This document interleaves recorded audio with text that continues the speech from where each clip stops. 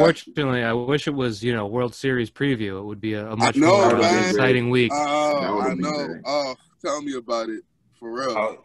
Seriously. I was trying to start this on a, positive note. I'm sorry. That's what I'm like sure. I just bring it down. Man. Oh, boy. It's all good, man. Noise, he's just keeping it real. I mean, even though, it's not on a positive vibe, we got to keep it real like we do on this podcast. We always keep it 100 for sure. Yeah, and I don't know. I guess I'm just left. It's just, if they lost to the Astros, that's one thing. The Astros are really good. But it just feels like they let it slip away. Like they failed to compete in those last two games, and after that 162 games in the playoffs and everything, you're geared up for it. It was just kind of like a letdown. Oh yeah, that's where I'm at entering the night. So I guess I'm just a negative energy. Oh man, it's all good, man. We all feel disappointed and and not good about them losing, particularly since I was the one that predicted them to win in 5 games after they were up 2-1 and, were dominated 2 out of the 3 games. And, exactly, it was pretty much kicking Houston's ass. So I thought they were going to win in 5 games. I texted the guys saying that the Sox were going to win in 5, and yeah, they ended up losing in 6. Let's keep some of that for the actual pod. So, all right, yeah. So let's get started. The rest of the pod, right. Yeah. Pro Fan Sports Podcast. Let's get it. Pro Fan, tune into the program. Every single week, get the dope, fam. Sean on the mic, very flat too. Keep you updated, that's what we do. Pro Fan, tune into the program. Pro Fan. Tune into the program, Pro Fan. Tune into the program. Every single week, get the dope, fam. Yo, what it do, everybody? It's your boy, John Altidor with Pro Fan Sports Podcast. Back at you with another one of my boys, Vlad, Barry, and sports writer, content producer at CBS Boston, Michael Hurley, for episode 83. Michael, how you doing, man? Doing great. How you doing? Doing well. Thanks for coming on the show. Of course, yeah, happy to. I mean, it's not as busy as it has been, but it's still a good time. It's always a good time in Boston sports. You get 3 out of the 4 going, so it's still busy enough. Right. We were just talking about the Boston Red Sox, right? So we can continue on that right there. So, Michael, what happened, man? Well, the larger thing is the bats. The bats went silent. I mean, that we can dig it all up. If you were to pie chart it, I'd say like 80% of it is just on the offense going cold, which is really too bad because you had Framber Valdez and you had Luis Garcia last the combined 3 1/3 innings in games 1 and 2. And then in games 5 and 6, they turned into Cy Young and Roger Clemens, which was definitely surprising, especially the way they pummeled Luis Garcia in game 2. So I was shocked by that. Then there was, things along the way. I didn't like keeping Chris Sale in that extra inning. I think they got a miracle to get 5 innings and 1 run out of him. You got to take that, run with it to the bank, and not push it. They pushed it. It backfired. And then, the game 6, again, the bats weren't there. Kike Hernandez not catching that ball certainly didn't help.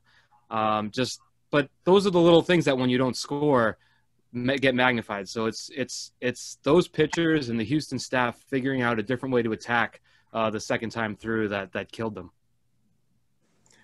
Yeah, how much of it? Oh, sorry. Go ahead. Vlad. How much of it the last couple games? How much of it was Cora versus the Houston Astros just being a better team?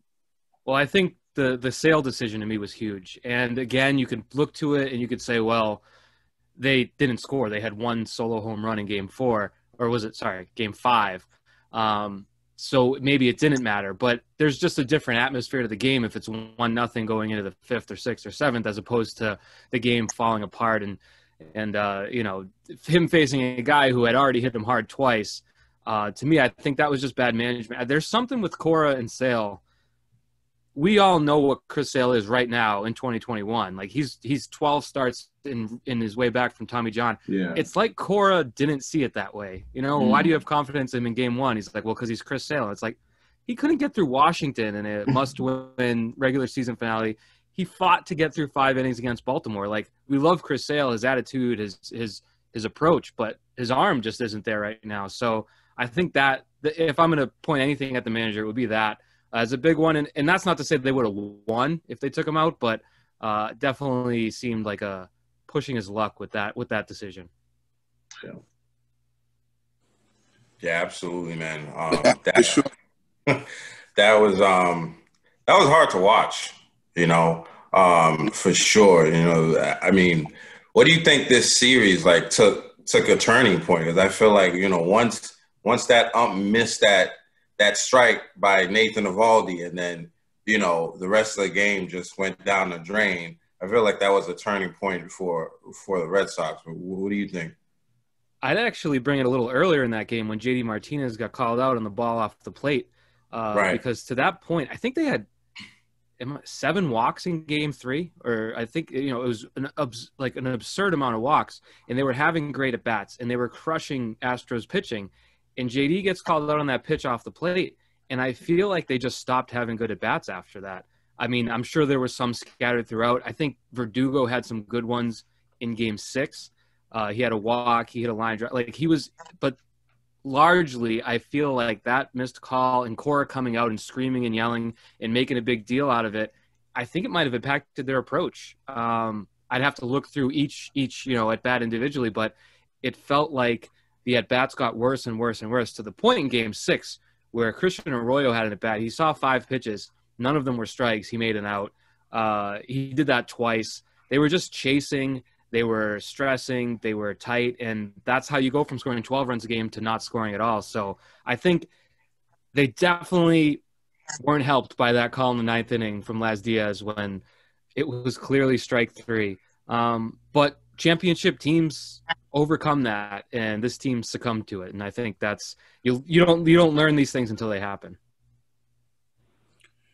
Right. No, absolutely. I was just gonna say, do you think that that Alex Cora mismanaged the bullpen? Because I think that particularly in games 4 and game 4, I felt like he kind of, you know, mismanaged the bullpen and could have done that better. Or really in game 5, you know, also messed that up too, leaving Chris Sale too long. Do you think it was that, or do you think it was just like a lack of trust and faith that he has in that staff?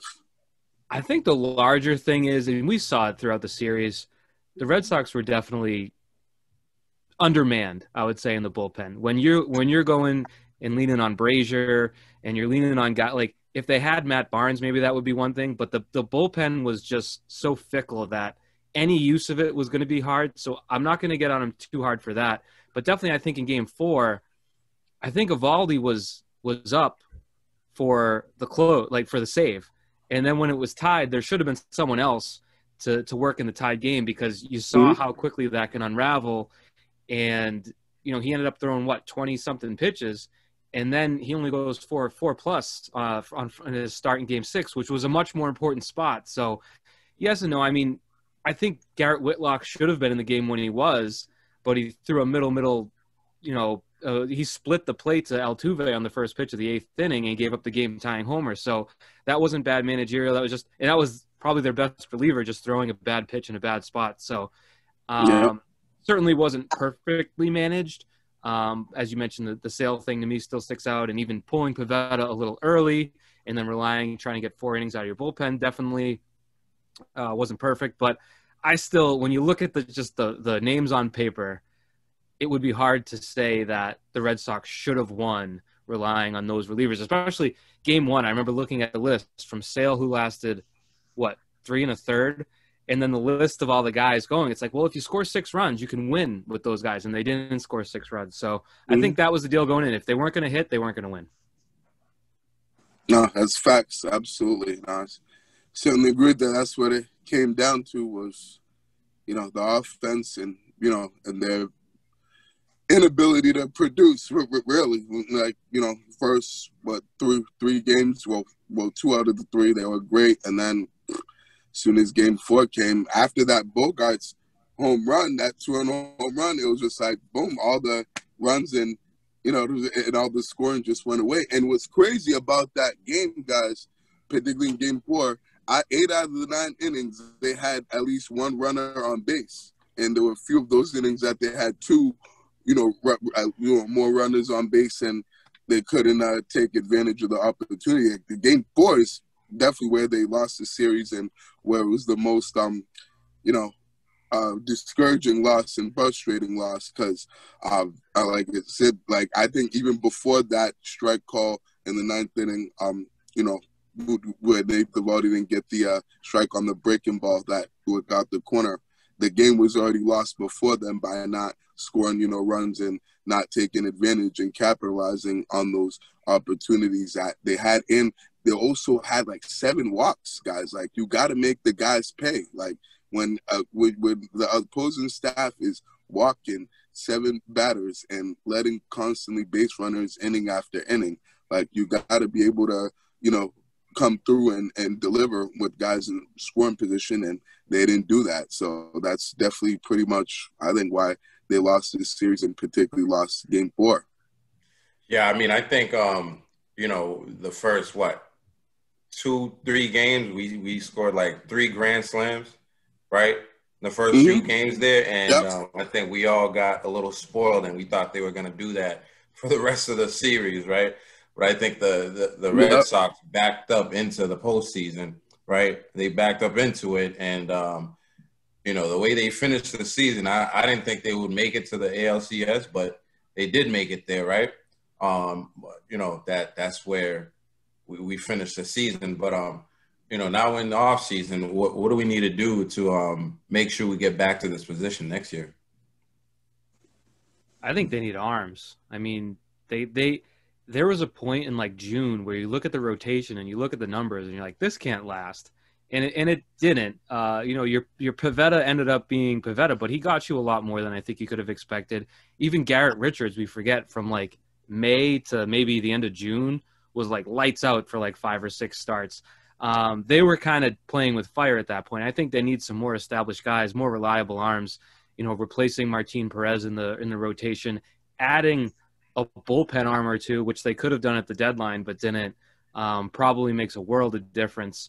I don't know what they do at closer. I was watching this team, and it's like they can't win a World Series without a closer, right? So I don't know if that's figuring out Barnes or what, but I think it all starts – I mean, their offense should be fine. I don't know if JD's going to opt out or not, but even with or without, they'll replace him if need be. So to me, it's about adding arms, and I would guess based on some of the additions they made in that department, notably Garrett Whitlock, like they found him and trusted enough in what they knew about him scouting-wise to dedicate our spot on the 40-man for him. I mean, on the 25-man for him, 26-man.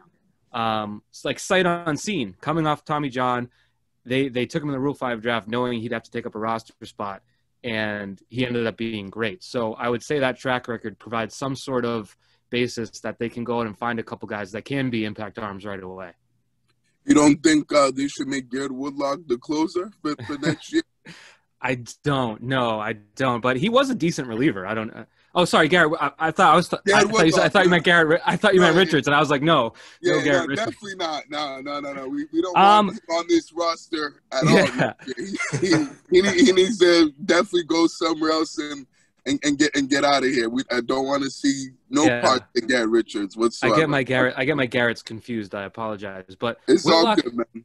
I think Whitlock ultimately he might end up in the rotation just because they eased him in this year and they liked him in those multi-inning roles. But who knows? I think he might have the temperament for it because he would be in the middle of a playoff game. I think the Rays series, and it's just craziness and mayhem, and he's just standing there around, just kind of like it looks like he's like pushing his grocery cart down the store aisle, just like there's another Tuesday. So I think you kind of need that. Some guys get nuts and other guys go the complete opposite. So maybe he has the temperament for it. I don't know.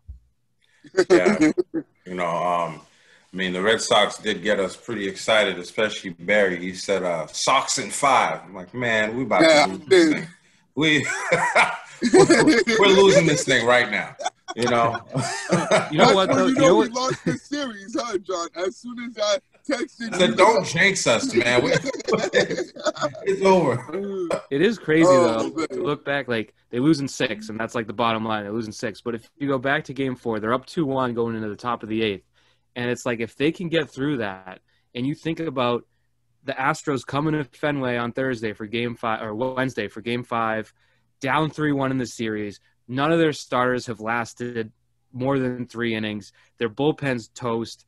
The crowd's going to be nuts. Chris Sale on the mound. Like, all these things could have been there in place, but they let Game 4 slip away, and the rest happened the way you know that it did. Well, there was a lot of excitement in the city, I feel, about the Red Sox just being in the playoffs, because I feel as though we don't really have I feel as though the window of championship is closing more and more every year. Like the Patriots are not that good. The Celtics are not, they're okay, but they're not making it to the finals. But the Red Sox got us pretty excited. Do you think they can carry that excitement into next season? Do you think people are going to care as much? Maybe. I don't know. It's a long season. I will say you sound like me, because I've been like banging this. Like, we had this run from 01 to 19 where it was like championships. In the past 2 years, I'm like, anybody? anyone going to get there? And that's why I think this run was so cool, because I used to host, an internet show, and I did it on Mondays. That's why it took me so long to join your podcast. No. And I did it in April. It started, and I started by ranking the teams and how far away they are from championships. And I had the Red Sox dead last out of the 4. Like, how could you not after the last season, after the off season and everything? Yeah. So I think there is always that element with baseball where if you can play well enough to get in, I mean, you're seeing it with the Braves. You saw it with the Giants a number of times. You've seen it with the Red Sox going last to first. Like, it can happen in that sport. So I'd say it's certainly possible. They have a lot of players that you would like in that situation should they get there. But right now it's hard not to just feel like it was a missed opportunity, because it could be 3, 4, 5 years before it comes up again. So for sure. Definitely possible, but still kind of stings a little bit from that larger perspective, where I'm sure a lot of other cities are feeling terrible for Boston for not winning for a couple of years. Oh yeah, for sure. It's been 2 long years. So we got one team down. We got 3 more teams left: Patriots, Celtics, and the Bruins. Now, Revolutions are actually doing. Barry, what's the last thing you're gonna say? No, I just wanted to say that I want to take ownership and blame for the Red Sox losing this series. It was partially my fault. You're not at fault, Barry. I fucked up, guys. Like, I let y'all down. My bad on that. I got too cocky and too arrogant, and was feeling myself too much. Feeling the Red Sox too much after that Game 3, winning. And that second blowout in a row. So, you weren't the only one. That Don't one's on me. You weren't the only one. Next time, we're taking you out of the group chat. So real quick, they do have to re-sign Rafael Devers. I want to see them, re-sign him to a long-term extension. He deal left, so it's coming. I think this offseason they're going to have to make a decision on him as far as, whether they, think he's going to, whether they give him the bag or not, and whether, think that he's worth, a big contract. So I think that's a huge, thing that this, ownership and particularly Chaim Bloom is going to have to look at, going into this offseason. I think that really is a franchise-altering decision, because Devers is one of your core guys and a cornerstone and a building block of this team in the future, particularly since he's so young and has been great this year and really in the last couple of years at least. So hopefully they can bring him back and get him signed and give him the bag. We'll see what happens with that this offseason. For sure. Like as I was saying, we have four other teams right now that might be able to do something. Well, it's a start for the Bruins and the Celtics.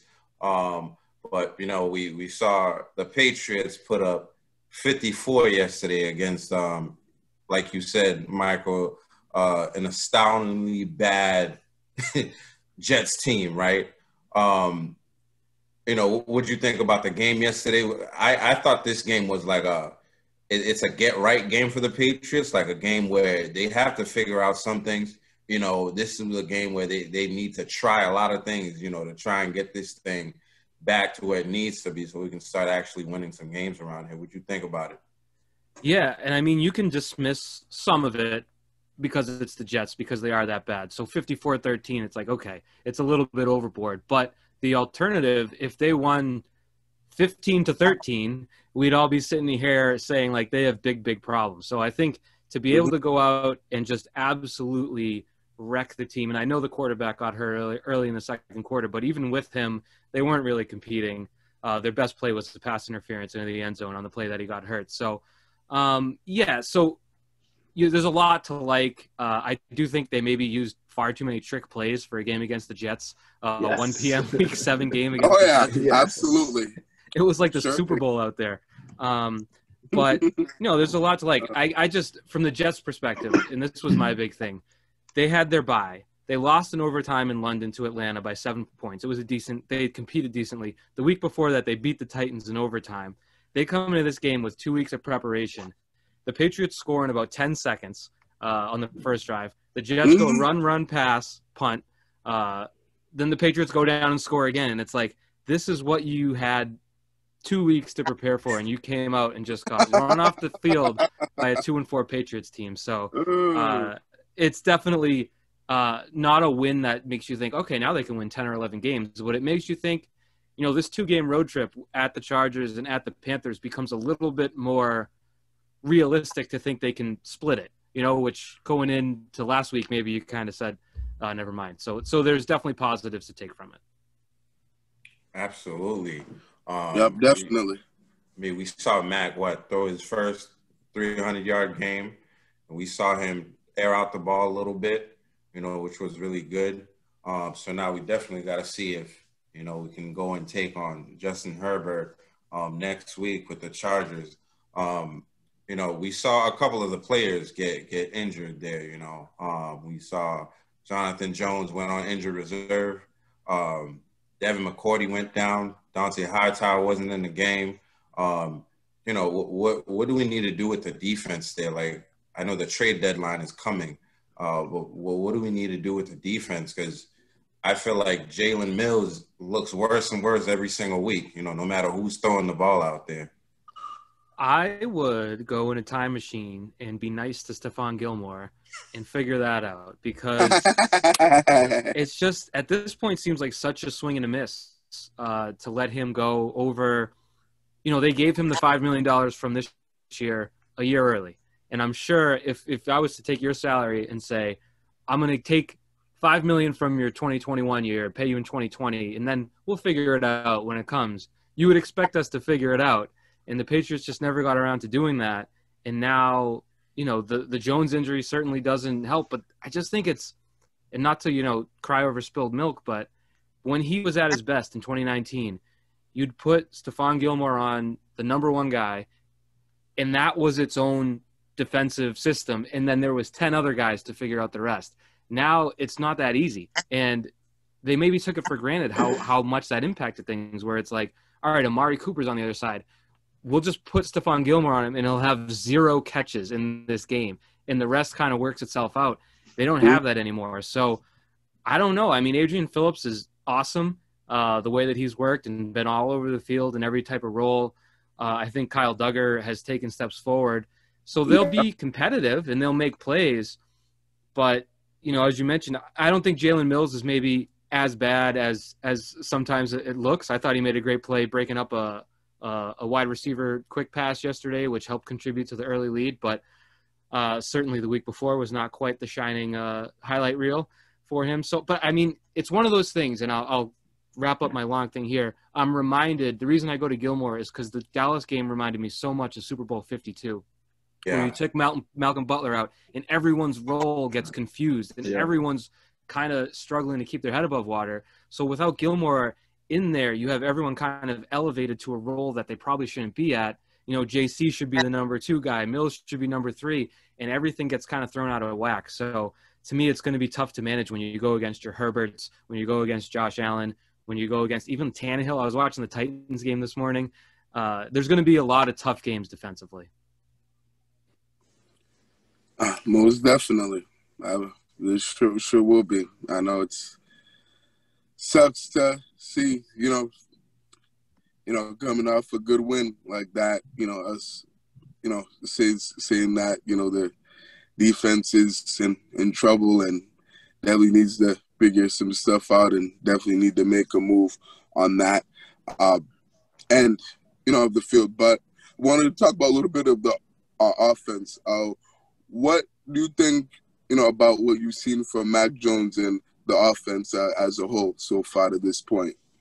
Well, I think the biggest thing, well, 2 things. One is if you saw any of the stats that came out, he's one of, I think, 4 quarterbacks to throw for, I don't know, there's like kind of random stats. One of 4 to throw for like 225 yards and a touchdown for 5 straight games as a rookie with like Dak Prescott, Herbert, and Deshaun Watson.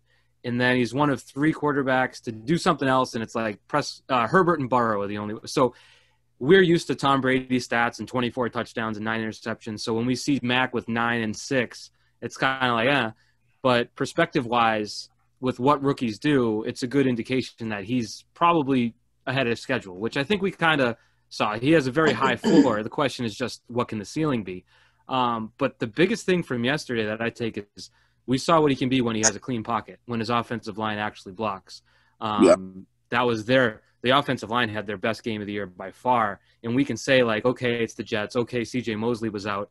And that's all true, but that hasn't really mattered before in previous games this year. They've been bad all year long. So to have them come out and have that strong of a game where Mac's not, running for his life or getting his head knocked off every 3rd snap, he's a good quarterback.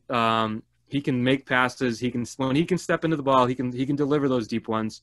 So I think it's positive. Again, I don't think it's not as exciting as, name your quarterback who's going to run for 45 yards, take the next step and throw a bomb down the field. But for what the Patriots can do right now, it's functional and it's for the first time in a while encouraging. Well, sure. I agree with a lot of those things that you guys were saying. It was a get-right game for the Patriots. I did think they used way too many trick plays for the Jets. I was like, what are we doing? We don't need trick plays to beat the Jets. Run your offense. Seriously. Yeah, it was just incredible. I thought the defense sucked, honestly. I mean, I think it was the Jets. It was a backup quarterback. So I think they played okay, but I don't think they played that well. I mean, he still threw for 200 yards and a touchdown, and it wasn't that incredible of a performance by the team. So I think as a Patriots fan, I'm just kind of like not sure where the team stand and what they can achieve this year. What do you think? Do you think that's a team that can go to the playoff, or do you think this is a bridge year to what's coming next year? But it's also upsetting if it's a bridge year because we spent so much money in the offseason. So what are your thoughts on that? I have a feeling it's going to be more like last year where they kind of give you the cheese. Like this game was the cheese, and you kind of take the bait and you kind of think, all right, well, if they do this and they do that and they do that, then they can get to 10 wins. And then if this happens, maybe they sneak in. And last year they did that a little bit. They got smoked by San Francisco. And then, I forget the exact, but then they beat the Cardinals at home. And then they blew out the Chargers 45-0. And you're kind of like, dee.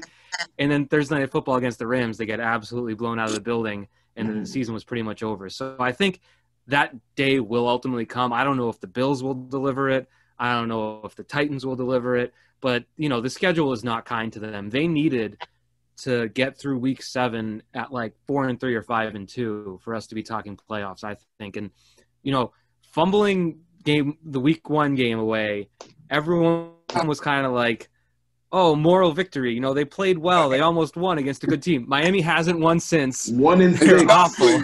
1-6.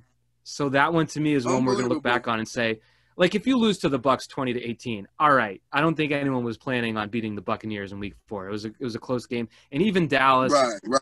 You probably could have pushed it going forward on 4th down and overtime or any number of things, but still, you lost to one of the better teams in the league.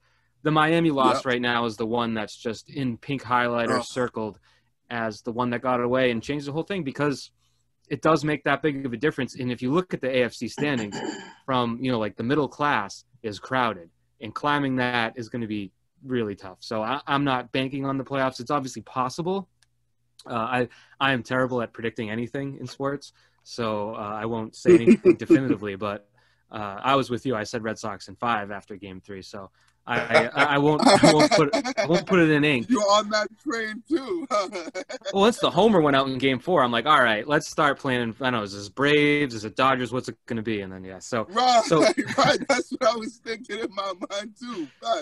So yeah, it's certainly possible. If they play like they did against the Jets for the next couple of weeks, they might win both, and then we'll have a different conversation. But again, you look at that schedule late in the year, it's tough. They didn't take advantage of the easier start. I know we don't have we don't have a lot of time. I think we want to talk about the Celtics a little bit. So the next game is against the Chargers. The Chargers don't have that great of a defense, but they do have a great sophomore quarterback on their team. What do you think that game is going to look like? I think that Justin Herbert is going to have a good game, and I think Mac Jones probably will have a good game as well. Maybe it's a shootout between those teams. What do you think that game is going to look like? I think ideally, in a perfect world, the Patriots and Josh McDaniels and Bill Belichick will learn from that Dallas game that they actually can play a shootout type of game. I think they did better in that regard than I would have thought going into that game. When it was Dak versus Mac, it was kind of like, all right, the Patriots will probably put up some points because Dallas's defense is terrible, but in the end, Dallas will, overwhelm them in the 4th, and they really didn't. And, they were neck and neck right until the end. So I would like to see the Patriots be more aggressive in Los Angeles. I'd like to see them throw the ball downfield more. I'd like to see them involve more. I like the way they used Jonnu Smith to start yesterday's game, and then he obviously got hurt. I think, if it's 4th and 2 at midfield, maybe they're going for it. Maybe they're trusting people. I still think that the backfield isn't quite as powerful as we thought it would be when they traded Sony Michel away with the White. Brandon Bolden is Brandon Bolden is Brandon Bolden the new James White? No. He had a great game against the Jets, but I think it ends there. So it's not going to be easy. But I think if you're going to that game, I think you got to trust in the offense more than they did against Dallas, and maybe they pull it out. I was shocked last year at 45-0 with Cam at quarterback. So these things can happen. The only difference is Bill Belichick absolutely owns rookie quarterbacks, and now unfortunately for him, Justin Herbert is a second-year quarterback. So we'll see what the difference is. Yeah, I think this is a game where the running game is going to be crucial. Because we saw what the Ravens did to the Chargers, just running it down, and I don't think they're a great run defending team right there. So, Damian Harris is gonna be huge. I don't know why Ramondre Stevenson was inactive yesterday, because I feel like because against Dallas. But still, I'm like, why are we taking out Ramondre? Because he did pretty well against Dallas. But I definitely think, like you said, if it's an era game, we need to open that thing up for Mac Jones and trust him, and don't try to what do you call it? I don't want them to, baby him too much, but it seems like, the last couple of weeks they're starting to come on and letting Mac Jones do what he needs to do. So I definitely think we need to utilize the run game to get up on him and, hold Justin Herbert on the other side of the field. But we haven't been able to run the football. That's the only thing. Last 2 weeks, he's Damian Harris has had 100-yard games. So I think doesn't count. That Jets game. One thing, no, if you want to like something from their strategy is they stopped with the toss left. They just went right between the tackles, and that is how they're going to work, and that's how they're going to run an effective running game. And the play that I really liked, and I don't know the player on the Jets, number 44. He's out. He tore his Achilles. Maybe on this play, but on Harris's touchdown run, when he takes it between the left guard and left tackle, and it's just like it was like a high school football drill. There was the linebacker in the hole, there was the running back with the ball, and they came together at the goal line, and Harris just bullied him into the end zone. Like those are the types of runs where you see from that, and you're like, okay, like this can be a power run game, and Ramondre probably will be that type of runner eventually if he's not already. So if it's that type of game in LA and it's 17-13, I think the Patriots won't mind that either. I thought they were trying to do that against Dallas. So one way or the other, they have to. I don't know. I prefer to watch the shootout, but that would be a decent game too if they rely on the run game. Absolutely. There, do you have I hope it shows up. About the Patriots?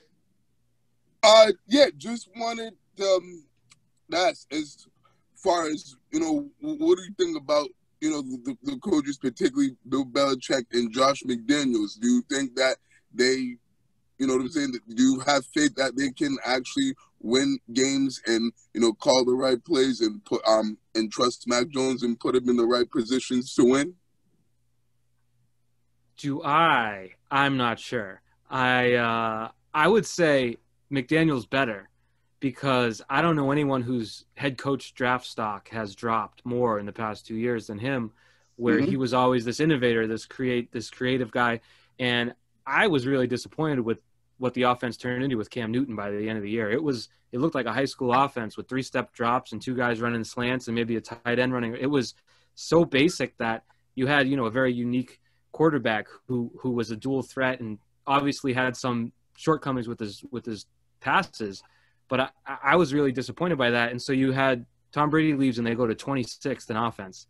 And now this year, before yesterday, they were 26th. I think they're like 11th in scoring now after a 54-point game. So they'll need to do more against teams that aren't the Jets for McDaniels to get back up there. I don't know that he can or can't do it, but he's going to have to for his own head coaching prospects. And then with Bill, I mean, there's been so many things this year that are so out of character, like delay of game penalties, timeouts on defense because they don't have the right guys out there, too many men on the field, special teams penalties that are just so bananas to see the Patriots. I know it's all different people and things move on, but with the logo on their head, to see all those mistakes, it's a little alarming. So they have cleaned it up a little the past 2 weeks. Maybe it's a learning curve. Maybe they're still on that schedule from when they were in the AFC Championship game every year where they didn't have to be good until like mid to late October. But if those things continue, no, not that luxury anymore. No. When they used to go 8-0 after Thanksgiving every year, no. So I think those things need to get fixed because if not, then we're going to keep wondering what's going on there. Because if there's been any staple of Belichick teams, it's been discipline. It's been doing the right thing and letting the other team make the dumb mistakes. And too often this year, I think they've been doing it. So I don't know. I'm not in the prediction game, so I don't know that they can clean all that up, but they definitely have to. I think we have like 7 more minutes. Let's talk some Celtics. Celtics for sure. Celtics played 3 games. They lost the first 2 and won last night against the Rockets. And they're playing tonight as we're recording on Monday against the Hornets. What have you seen from the Celtics, especially having a new coach? I mean, I personally feel as though some of those old habits will die hard or something. Like, is that the saying? Do you feel as though the Celtics are carrying some of those old habits they had with Coach Stevens under Ime? Yeah, I mean, the second game, the Raptors game, was that reminded me of last year's team where it's close. Oh, yeah. What was it? It was like 58-58 or something like that. And then it just got away from that game. That game felt like so much like last year. It happened too much. And I guess the difference is when Brad would go to the podium and be like, well, we can't do that. Whereas Ime went to the podium and was like, we got punked. I think there might be those changes, hearing that from the coach, there might be gradual changes in that where they're going to lose games, but to lose in that way might become less of a commonality. I have to admit, I barely watched last night's game because between football and everything, I caught enough of it to see that they were going to win. And I don't know how much of a temperature gauge the Houston Rockets provide these days, but I definitely felt in that Raptors game where it was like, oh boy, if they're doing this again, it's going to be a long year. I thought they had some of the same qualities in the first game as well, because I thought at some point in the first game they were up by 10 points or more, and then the team came back, and then they tried to rally at the end of the game, which I feel as though they did on the Brad Stevens. Like once they saw as though they were losing, that's when they started rallying. Even though it was one of the most exciting games I've seen in a long time, it was amazing watching those double overtime. But I just felt as though they weren't in the game at all time. You know what I mean? They chose their spot. They chose when they wanted to be in the game. But I'll let you guys ask whatever questions you guys have.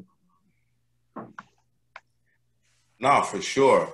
You know, I think Vlad, you texted us after in the first game. You're like, I see the Celtics are still blowing big leads, right? You know, so I thought that was funny. You just mentioned that right there. I know Jaylen Brown didn't play. You know, the last game we just won. Do we have cause for concern there, or are they just trying to like manage him and not have anything too crazy because it's early on in the year? I'm always concerned when it's a player's knee. After an off season, after it's definitely concerning. They can say what they want and say it's caught being, you know, precautionary and everything like that, but that's definitely a concern given the way his year ended last year.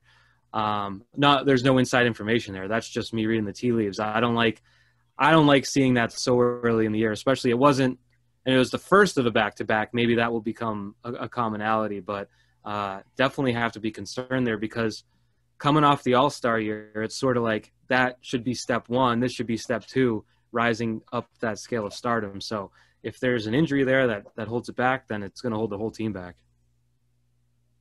Absolutely.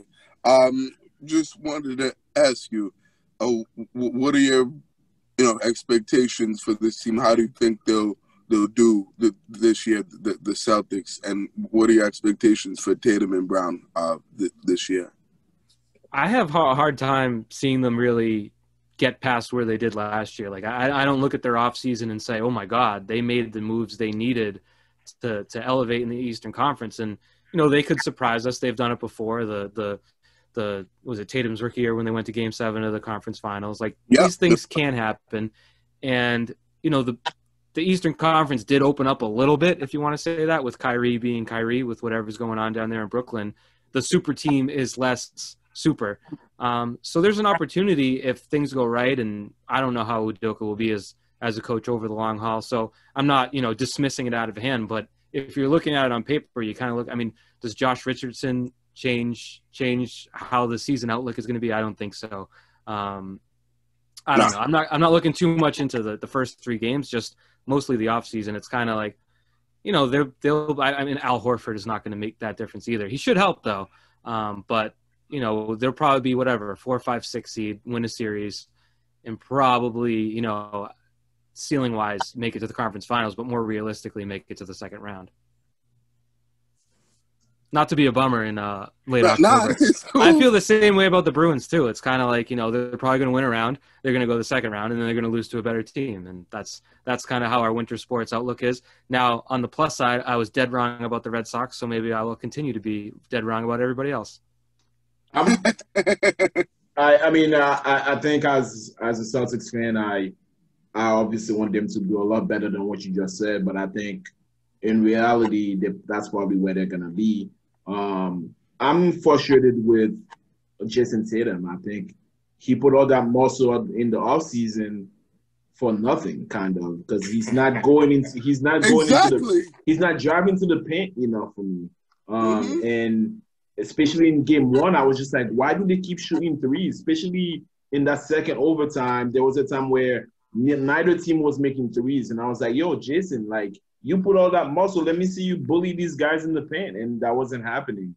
So I don't know. My hope is that Jason Tatum is being talked about, one of the superstars in the league. I just want him to take that next step and be the guy that can win a series for your team. You know what I mean? And I don't know. What do you guys think?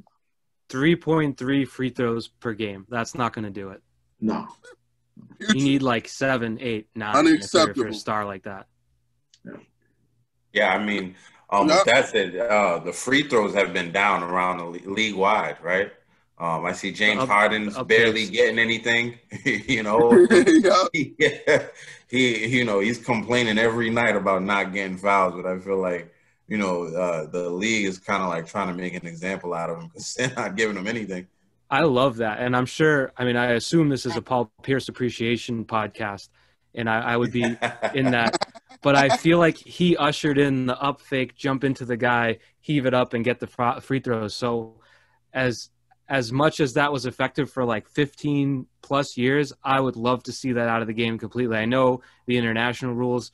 The international refs look at guys like, why did you do that? Like, you can't. You saw that in the Olympics. Exactly. That was a dumb possession on your part. Right. So I would love to see the league embrace that, which it seems like they're trying to do. We'll see if it sticks. I feel like James Harden has more say in that than the refs might ultimately. But, man, I hope that goes away forever because it's not the spirit of the sport in any way. That's not what a foul is. So I would love to see that go down. Right, and Trae Young's another victim of that too. That likes to do that all the time as well. Yeah, that.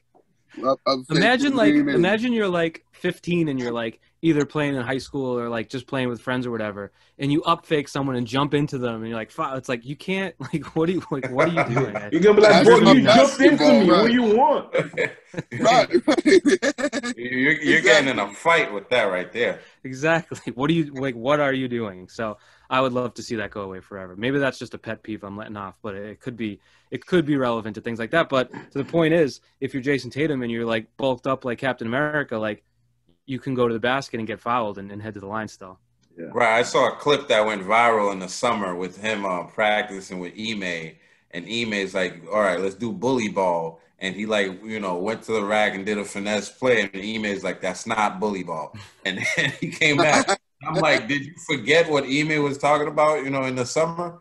Because he's kind of a finesse player, and he definitely needs to get into the paint, and that will help him get into the free throw line a little more. But, the season's early. Hopefully he hears, us complaining about it and tries to, change that up a little bit because Jaylen Brown can't do it on his own.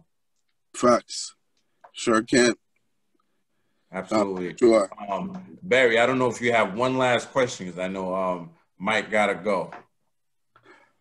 All right, Mike. So, yes, I did have one last question for you. So, I wanted to ask you your top 5 Boston sports athletes that you've seen. Wow. I mean, it really is. I say all the time how lucky I've been because, I've started my job. I started at Nesson in 2009. And I've been doing it ever since. I started CBS in 2011. So, what a ridiculous period to be able to get to these games, see all these moments, go to these Super Bowls. I didn't grow up thinking I would ever go to a Super Bowl, and I've been to 4 of them, which is the stupidest thing of all time. Awesome. It's incredible. So you start with Tom Brady. Obviously, you're still seeing it. It's the hardest part of my job ever has been trying to conceptualize what he's doing and how rare it is and how ridiculous it is. And it's every week now. It's still absurd. I still enjoy watching him. I know that can be a dicey subject in the area, but I still enjoy watching Tom Brady. Hey, we're with Tom Brady fans here. At least I am. I still I don't watch besides John. I don't watch Tom. Exactly. Yeah. John's not a Tom Brady guy or fan. Whoa. Don't say that. Well, he's a fan, but he just doesn't like watching him much because it still hurts. It hurts me. It hurts right here every time. I'm ready to cry half the time, man. I understand. I understand all sides and you tweet about Tom Brady. You say one thing and you might as well tweet about politics. So he's gonna be one. 2 has to be David Ortiz. I was unfortunately not, I was in college and high school. Well, I was in college when they won in 04 and 07, so I missed, the first run. But being there at Fenway in 2013, I wasn't at the Grand Slam game because I was at Gillette when Brady hit Kembrell Tompkins, and I was driving home and heard the Grand Slam, but I was at every other playoff game that year. In the World Series, he hit like 550 or something, and the Cardinals just kept pitching to him. And I was just sitting there at Fenway just like, why would you stop pitching to this man? Like, stop doing it. Right. So it was awesome to see that and cover him until he retired. Those are like the obvious all-time greats. I guess beyond that, you'd have to. Oh man, I didn't have the preparation. I think professional-wise, having Patrice Bergeron there for the entire run, he is a special sort of understated star. I don't know that he would be 3, maybe he'd be 5. Unfortunately, since I started covering sports, like the Celtics, I was at Game 6 of the Heat series in 2012, the last year of the Big Three, when LeBron went crazy in Game 6. So that was kind of the beginning of the end there. But I still think, being around for the Pierce and Garnett era was a special time. I think. Oh yeah, absolutely.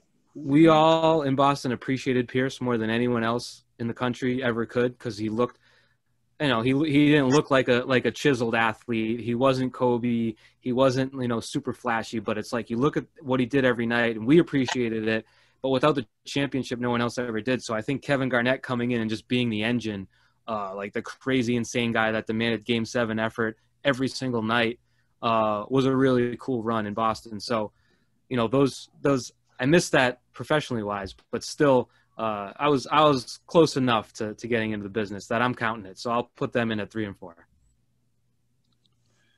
Okay, so you had Tom Brady, David Ortiz, Patrice Bergeron, Paul Pierce, and KG. Yeah, there's so many guys that I'm leaving out. Like Rob Gronkowski was in there. It's a ridiculous run. Had so many. Yeah, and I'll tell you, I said tweeting about Brady is like tweeting about politics. I was a very big appreciator of Tuukka Rask being one of the best goalies in the world, which is a very controversial opinion that got me a lot of trouble. But I did appreciate that run because he was really good, and he was one of the better interviews in terms of, if he was great, he'd sit there and kind of, just be honest with you. But if he was terrible, he would be even more honest with you and talk about all the mistakes he made. So you don't always get that in guys that are at that level. So appreciated that as well. Awesome. For sure. No, that is awesome for sure. Thanks for that insight and and that info. No, that was definitely really cool to hear that from you. So we appreciate you sharing that. If you asked me 5 days from now, I'd probably have a different top 5 because it's been that kind of run. So it's like I said, it's been a great run. And as I mentioned early on, like, are the championships coming back? I don't know, but it just makes that stretch even more absurd. Like, as time passes and maybe the championships are more sparse, we'll look back at that run and be like, every year there was like real championship belief, and more often than not, they would come through on it. So it's been a pretty incredible time. Absolutely. For sure. I just have a follow-up to ask you that. Next Boston team, that the closest team that you think to winning the championship, the closest. I got it so wrong this year. I don't know that I can even answer it. I want to say I'm better at answering the farthest, but I got that wrong. So I don't know. I guess the Red Sox, just because of what we've seen. That's kind of a recency bias, but I genuinely think the Bruins and Celtics have hard ceilings, and I don't know that the Patriots, definitely not this year. What they do next year is anyone's guess. So I guess I go Red Sox, but again, it's not like it was where it was like neck and neck. It's more like who's your favorite lottery ticket? Right. No, absolutely. No, I certainly agree with you on that for sure. Well, if the Bucks win, if the Tampa Bay Bucks win, that's like us winning, right? No. You know what it's like? Every time I watch Tom Brady, I'm like, they said they didn't want this guy anymore. Like Oh. how do you look at that guy? Bro. Like I watched the whole Man. 2019 season very closely, and his numbers stunk. And I'm looking, and he's working with Matt Lacoste and Ryan Izzo and Ben Watson out of retirement, and undrafted Jacoby Myers as a rookie, and Gunnar Olszewski, and I'm just like, how do they pinpoint him as the issue? Right, exactly. Right. That will never make sense to me. Oh God, when that supporting cast was hot garbage. It was chips. It was ass. Like, it blew. Right. Like I don't know what quarterback in the league would have been successful and played well with that supporting cast. What I said at the time was only Russell Wilson would succeed here, because that's what Russell Wilson does. He's played his whole career with no offensive line, where he just runs around and finds someone deep. Like I don't think DK Metcalf would be the star in New England that he is there, because in that offense, it's just like Russ will find you. Just give it a few seconds, and you'll get an 80-yard bomb.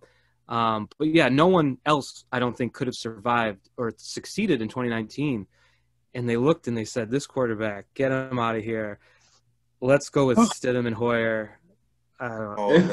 Let's go with Stiddy. Right, exactly. Yeah. Like man. Hell? What was Bill thinking? It always ends up on a negative note. If I'm in the conversation, it's going to end on a bummer. That's just the reality. And my bad. Oh man.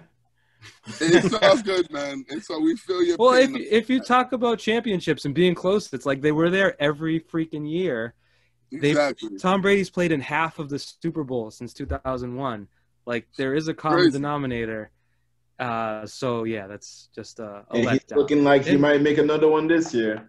Right. He should, exactly. He should. Exactly. Like they should. But you look at the NFC, like the Cowboys, are they going to make the Super Bowl? Like, are the Packers really going to make? Like, you look through the NFC and there's some good teams. Are the Cardinals as good as their record shows? The Rams. I was going to say the Rams will have something to say about that. It's like the Bucks haven't even started yet, and they're 6-1. Like they haven't even tried hard yet, and it's like, oh man, they're going to do it again, aren't they? Nah, I still got the Rams, but I mean, I hope that the Bucks, you know what I'm saying? That'd be, nice to see. I wouldn't mind seeing that, but I'd probably say the Rams are the favorite now. Well, we'll cross that bridge when we get there. Yeah. Well, Michael, it's been a pleasure interviewing you. You could be anywhere, but you're here on Pro Fan Sports Podcast, chatting it up with us, and we really appreciate you, man. So hopefully, you're up to coming around again, when Mac takes us to the Super Bowl at the end of the year, right? Absolutely, hopefully, yeah. I'll be waving the I was wrong flag yet again. Not the first time, won't be the last. Absolutely. You have a good night, man. Thanks, guys. I appreciate it. Thank you. All right, thanks, Mike. Appreciate you. Have a good night, man. Take care. Yeah.